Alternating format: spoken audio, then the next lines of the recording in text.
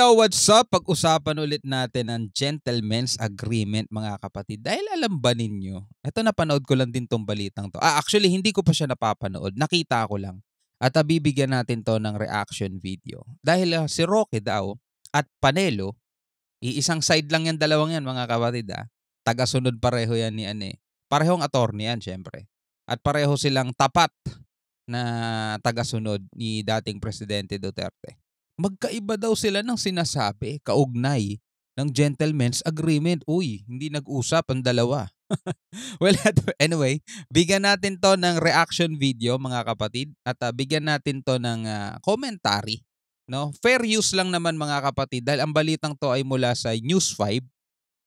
Pakikinggan natin yung balita. Pwede nyo panoorin yung balita ng solo at nang walang nagre-react. Pero syempre, if ever na gusto nyo lang naman pakinggan din ang ating opinion at ating commentary, pwede kayo manood dito at sabayan nyo ako sa pagko-comment, no? Pwede kayo mag-comment sa ibaba. Well, anyway, wag na natin patagalin to. Panoorin na natin to mga tol. Magkaiba ng sinasabi ang dalawang dating presidential spokesperson ni dating Pangulong Rodrigo Duterte. Oh, spokesperson pa pala sila dati, no? Silang dalawa. Si Panelo at saka si Roque. Sa umano'y gentleman's agreement ng Pilipinas at China kaugnay sa issue ng West Philippine Sea.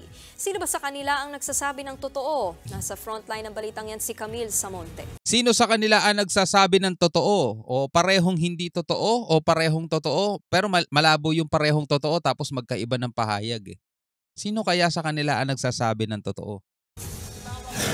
Nagtatablahan na naman ang dalawang dating presidential spokesperson ni dating Pangulong Rodrigo Duterte. Ang hirap talaga ipagtanggol ni President Duterte, no? Kasi mismo si President Duterte, mga kapatid, si dating Pangulong Duterte, paiba-iba rin ang sinasabi kasi mga tol. Alam ko napansin na ninyo lahat yan. Sasabihin niya to, after few days, babawiin niya. Sasabihin niya, hindi niya daw sinabi yun. Diba?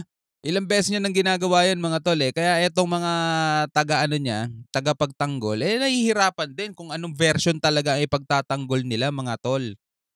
Kahit yung mga vlogger nila, hirap na hirap din.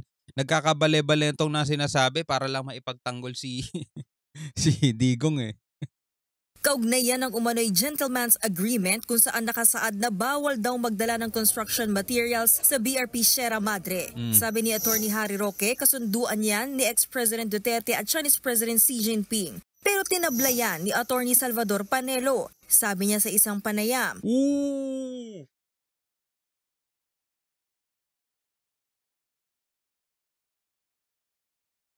My goodness! Sabi ni Roque mga kapatid, no? At meron pang isang meron pa siyang isang interview sa isang media na talagang anti-Marcos ang peg, mga tol, no? Sabing gano'n ni Roque, yung gentleman's agreement, di naman sikreto yan. Ilang beses ko yung sinabi sa aking mga press conference, mga ganun niya kasi spokesperson nga siya dati. So ang nagsabi at nalaman natin yung gentleman's agreement mga kapatid at binalita rin yan sa lahat. Si Attorney Harry Roque ang nagsabi nun. Yung gentleman's agreement na yan was valid in terms of ex-President Rodrigo Duterte at China. Ngayon, kasinungalingan daw sabi ni Panelo. My goodness. So, binara ni Panelo si Attorney Harry Roque at sinasabing kung sino man ang nagkakalat na may gentleman's agreement, yun po ay nagsisinungaling. So, sinungaling ka daw, Attorney Roque. Sinungaling ka pala Sabi ni Panelo hindi sa amin galing yan. Nagsisinungaling ang sino mang nagsasabing merong gentleman's agreement. Kausap ko si dating Presidente Duterte and he categorically said there was no agreement, gentleman or ungentleman. Oh!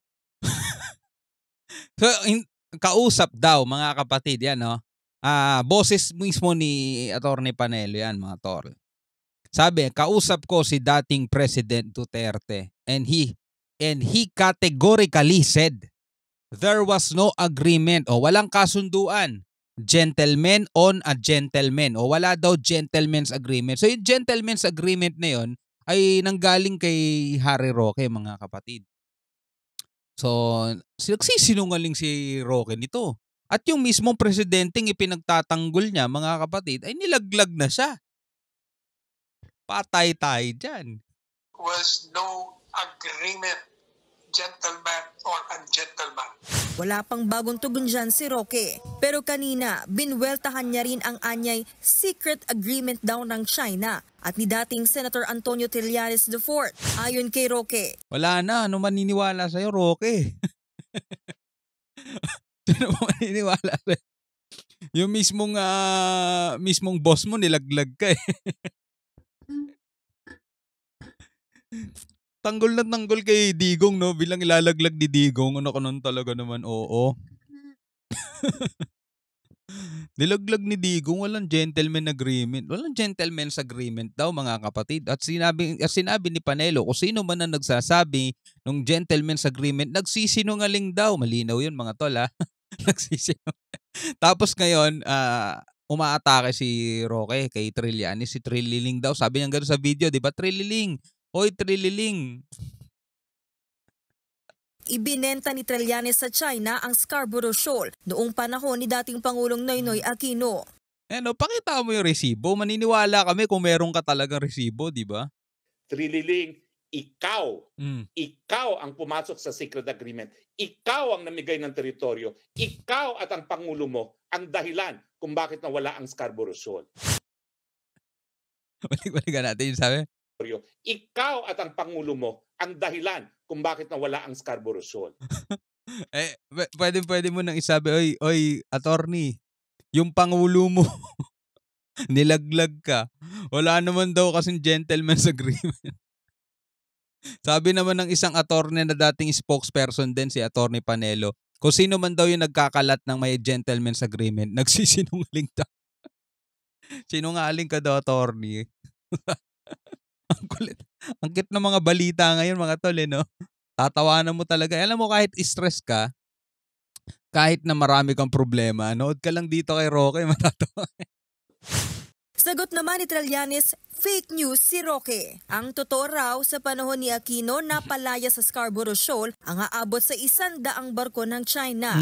Administrasyong Aquino rin ang nagpanalo ng arbitration case laban sa China na isinantabi noon ni dating Pangulong Duterte. Alam mo, factual yan eh. Kahit na ayoko kay Pinoy, mga kapatid, no? Hindi. Sa totoo lang, mga kapatid, hindi ko gusto si Pinoy. Lalo na dun sa mga kapalpakan niya, Yolanda, Mama Sapan. Alam nyo, may mga kapalpakan si Pinoy eh. Pero ang pinag-uusapan kasi rito, mga tol, ay yung West Philippine Sea. Gusto ko si Digong sa mga ginagawa niya rito sa bansa dati, mga war on drugs niya, alam yun. Pero pag-usapang West Philippine Sea, santabi muna natin yun. Dito mas may kwenta si Pinoy kaysa kay PBBM. Naipanalo na natin eh. Di ba? Naipanalo na natin eh. Tapos binaliwala nito. Oh, di ba? Binaliwala niya eh. Sinantabi niya, hindi niya isinulong, mga tol. Buong term niya, 6 years. Meron na siyang pinangahawakang papel eh. Nanalo nga tayo. Ibig sabihin, pwede talaga tayong manalo. Pero ang nasa isip niya kasi gere. O pinantatakot niya lang yun para ma-justify yung mga kilos niya. Di ba? Hindi niya kinikilusan yung China kasi ang pinantatakot niya, baka daw gerahin tayo ng China. Di ba? Hindi rin naman siya makahingi ng tulong sa US kasi pinagbumumura niya. Kaya ayaw niya, wala tayong Mutual Defense Treaty, ayaw niyang gamitin. Kakainin yung ego niya. After niyang mura-murahin yung US, bigla siyang hihingi ng tulong sa US para sa Mutual Defense Treaty. O, di ba? O di, inaway niya US, kaibiganin ko na lang yung China. Para wala ng Mutual Defense Treaty. After niyang mura-murahin ng US, ay hihingi pa ba siya ng tulong dun? Di ba? Ganon, mga tol eh. Ngayon natin nare-realize lahat ng mga aksyon at ginawa niya. Si Trillanes ang tumayong back-channel negotiator para pahupain ang tensyon sa Scarborough noong 2012. Kung ano man ang ini-insinuate ng mga Duterte na binenta ko raw ang Scarborough, maliwanag na fake news po ito.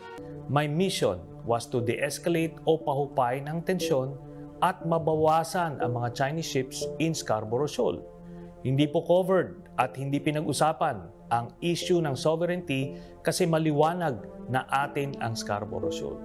Kabilang si retired Supreme Court Justice Antonio Carpio sa mga nagpanalo sa arbitration case ng Pilipinas laban sa China. Giit niya, malinaw na pabor sa China ang gentleman's agreement ni Digong at Chinese President Xi Jinping. pero pwede yang hindi kilalanin ng Marcos administration. Gentleman's agreement lang yan.